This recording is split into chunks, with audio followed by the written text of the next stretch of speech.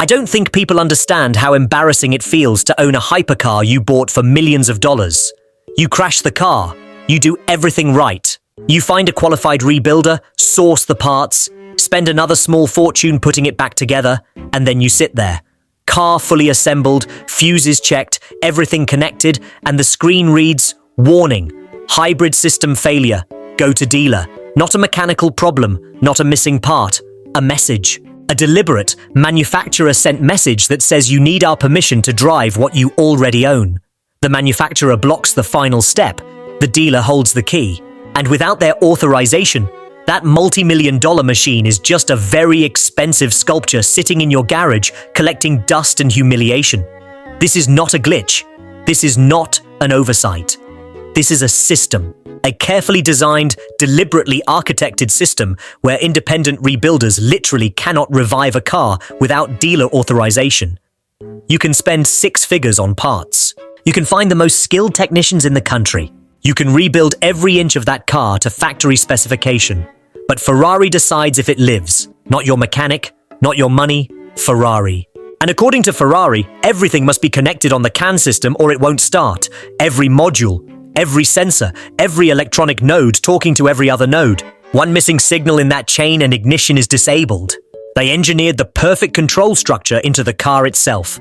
This is not mechanical failure, this is software lockdown. And this is a pattern big manufacturers are using right now to extract thousands from people who already paid millions, all dressed up in the language of safety concerns and system integrity. In this video, we're breaking down exactly how Ferrari built a digital control cage around their hypercars, comparing it to Bugatti's parts pricing exploitation that was recently exposed, revealing how software lockouts have become the new weapon luxury manufacturers use against their own customers, and asking the question nobody in the supercar world wants to answer out loud. Is hypercar ownership now just leased permission disguised as a title transfer?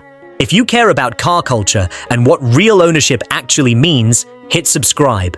This channel does not let these things slide quietly. Now let's go back to that garage, because the emotional weight of what we're describing has not fully landed yet.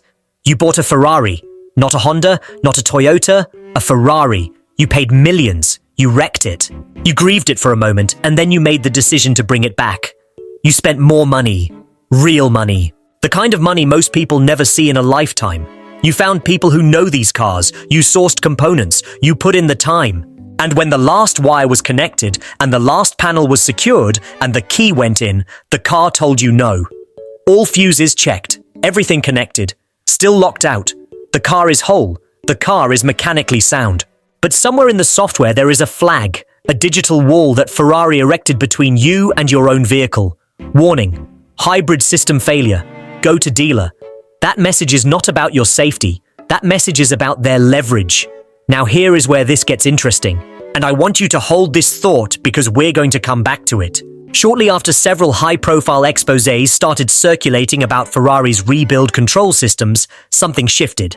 People in the rebuild community started noticing that parts ordering became tighter. Authorization processes that used to move with some friction suddenly became nearly impossible to navigate.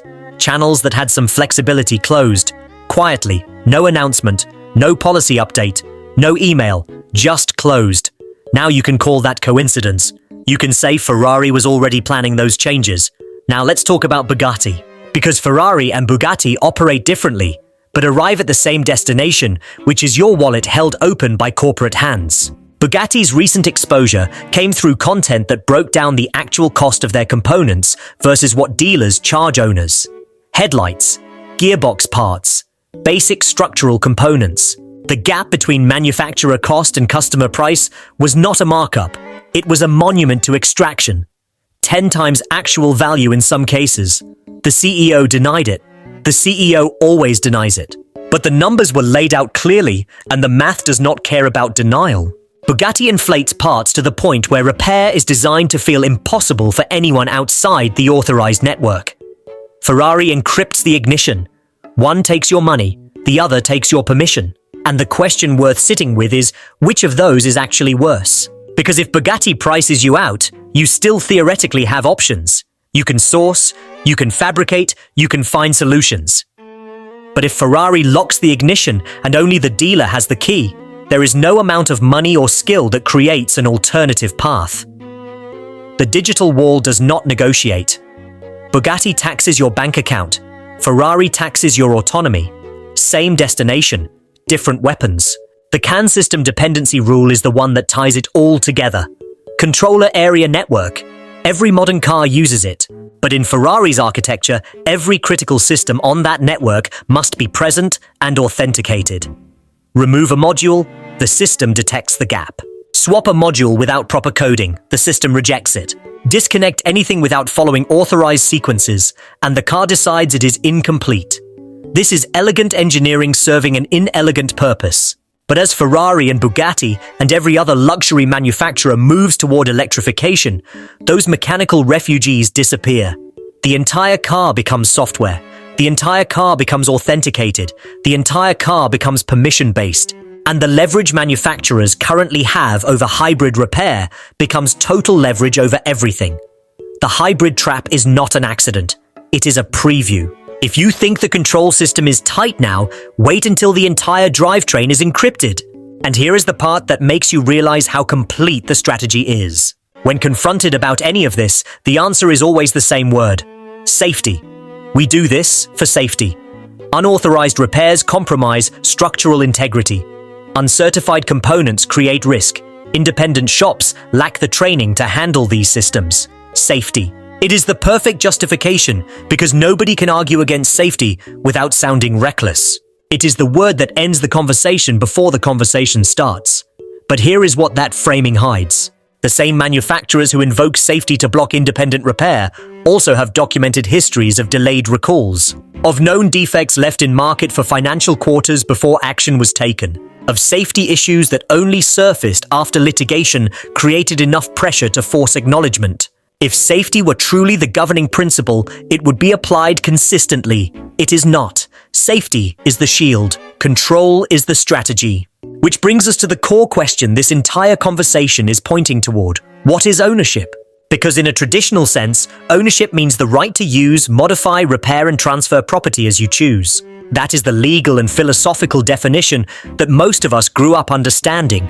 But the ownership these manufacturers are selling is functionally different. What they are selling is access. Conditional access. Access that continues as long as you operate within their authorized ecosystem. This is not a Ferrari problem. It is not a Bugatti problem. Ferrari and Bugatti are visible because they are expensive and because people like Matt are doing the work to document what is happening. But the architecture being deployed at the hypercar level is the architecture every major manufacturer is building toward. Right now, it is most visible at the top of the market because that is where the money and the complexity justify building these systems first. But the trajectory is clear. Digital control of repair, encrypted components, software-authenticated ignition, dealer-only data management. These are not niche hypercar features. They are industry infrastructure being built from the top down. Then the real question is whether the car culture that built its identity around freedom and independence is going to notice before the window to push back closes.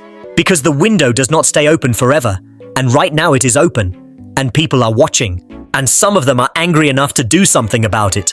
If you stand for actual ownership and not permission-based driving dressed up as luxury, you know what this channel is for. Stay in it.